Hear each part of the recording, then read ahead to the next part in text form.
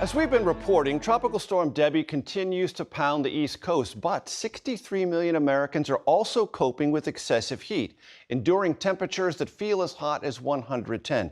Think about what that means for people trying to do their jobs. In tonight's Eye on America, David Schechter shows us the proposed protections for workers who can't stand the heat and can't get out of the kitchen. Sometimes it's a little hectic. Spend a day with Chef Edwin Sandoval in Denver, and you can't help asking yourself, does this guy ever stop? I love it, to be honest with you. This is so much different than being in a traditional brick and mortar restaurant. Chef Edwin has 2 events ahead of him, a 16-hour day, and it's gonna be hot. Are you feeling good about today? Everything ready to go? I feel fantastic. There's always like that, a little bit of an aspect of kind of being like foggy, because I think it's like so hot and your body's trying to adjust the temperature. Maggie! On board, it's 102 degrees and even hotter in front of the grill. He let me feel the heat for myself. Go ahead and take the spatula and we're just gonna turn around the chicken. It is hot in this kitchen. Yeah. Have you ever just felt like this is overwhelming?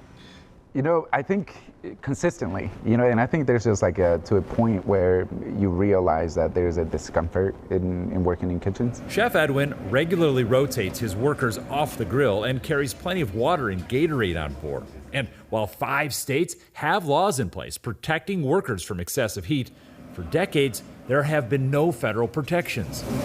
But that might be changing. This summer, the Biden administration proposed new rules that would protect 36 million workers. At 80 degrees, there'd be access to drinking water and rest areas. And at 90 degrees, mandatory 15-minute work breaks every 2 hours.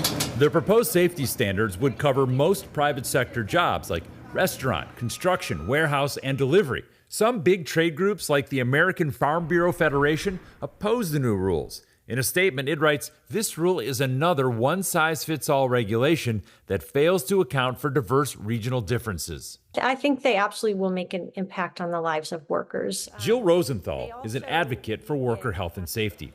She says the proposal can be good for both workers and employers. It can reduce worker compensation claims, reduce healthcare costs. If you consider the productivity losses that employers are facing, it shouldn't be much of a lift. How can we keep staff the happiest and healthiest and the safest while working for me?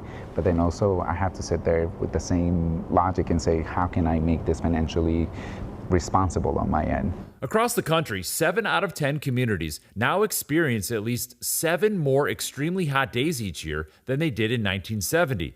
In Denver, for example, it's 27 days. In Seattle, it's 14 days. And in Detroit, it's 10. The increases are driven by the way we emit heat-trapping gases that cause climate change. Yeah, what a day, guys. What a day. You're dealing with this extreme heat throughout the day. I guess Makes tough. for a long day, huh? Yeah. I can feel it in my joints. Working in the heat takes its toll. And tomorrow, he'll do it all over again. For Eye on America, I'm David Schechter in Denver.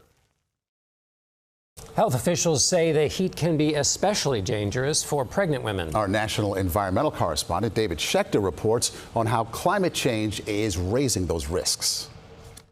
3. Oh, so close. With our summers getting hotter, it's also getting harder for some pregnant women to cope with the heat. Just ask Megan Crow, who's in her 2nd trimester with her 2nd child. All right, let's go look at the chickens. I watched you playing. You guys are having a great time. Feeling anything at all while that was going on? Oh, yeah, my stomach's already tight. Really? Oh, yeah. Hey, how you doing? Good. How are you? During pregnancy, the body loses some of its ability to regulate heat.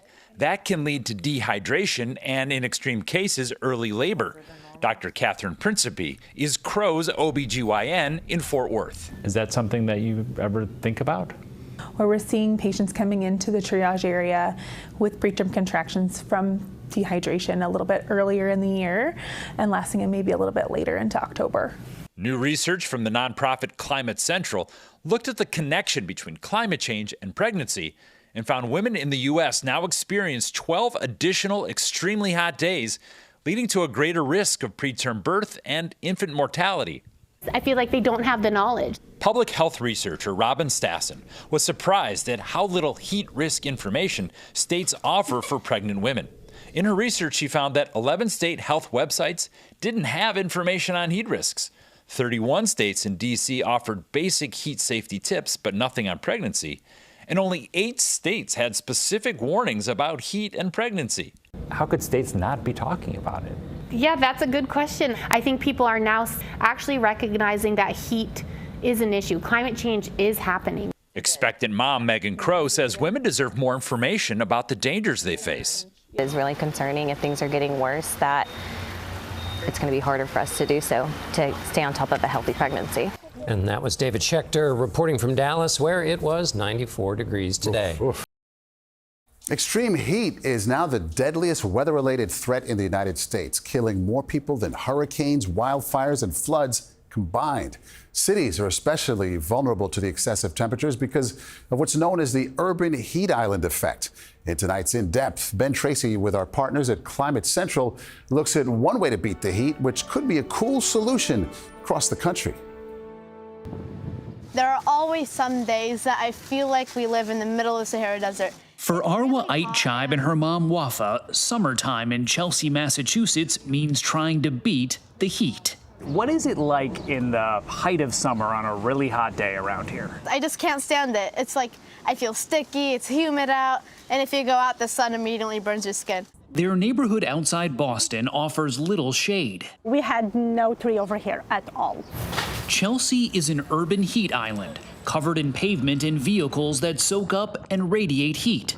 Climate Central research shows peak temperatures in these areas can be 15 to 20 degrees hotter than greener ones. We're basically an island of hot stuff. Bianca Bowman works with Green Roots, a local group trying out cooling solutions on this one single block in Chelsea they call the Cool Block. So we looked at those spots and said, okay, where can we throw as many solutions as possible to cool those areas down? 1, 2, 3. They've planted more than 100 trees, resurfaced streets in lighter colors to reflect heat, and nearby rooftops are being painted white. So when you paint a rooftop white, it's actually reflecting heat instead of absorbing heat. Fixes like these could help save lives as climate change makes heat waves worse. Climate Central found that 88% of U.S. cities now have more extremely hot summer days than they did 55 years ago. See that sensor in the tree right there? In Chelsea, Boston University researchers are using sensors to track temperature changes on the Cool Block. Research shows that parks, trees, and green spaces can reduce peak urban temperatures by up to 9 degrees. Of course, finding space in big crowded cities is not always easy. So the folks that design them have to make the most of what they've got. Nothing but gravel was here. Chris Reed designed Boston's groundbreaking urban forestry plan. How many trees did you plant on this little strip of land? 400 trees, 1 acre. So you don't need acres and acres and acres of land. These kinds of places are in cities everywhere and can be transformed one by one. Back in Chelsea, a park is replacing pavement behind the Aitchib's home. Does it feel like your neighborhood is getting better? For sure. I can agree on that one. For Climate Central, I'm Ben Tracy in Chelsea, Massachusetts. This broadcast has done extensive reporting on the effects of climate change, and our attention was recently drawn to the Arizona desert. In tonight's Eye on America, Chris Van Cleef shows us how an enduring symbol of the American Southwest is struggling to survive.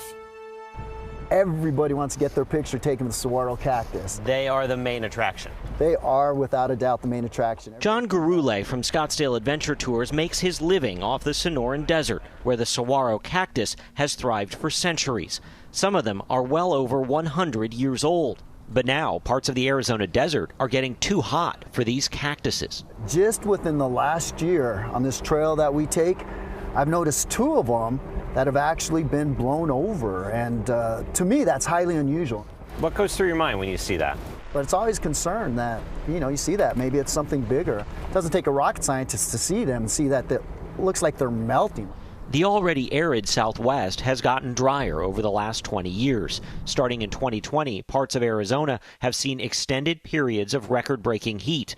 110-degree temperatures lasting for weeks on end are causing the hardy saguaro to drop dead from what amounts to heat stroke. Over the last 5 years, researchers have noticed the death rates of saguaros in the Phoenix area have jumped from 1 to 2% a year to closer to 7%, far faster than a cactus reproduces. And to replace a saguaro like this one can take a century or more. It starts to feel a bit like a graveyard.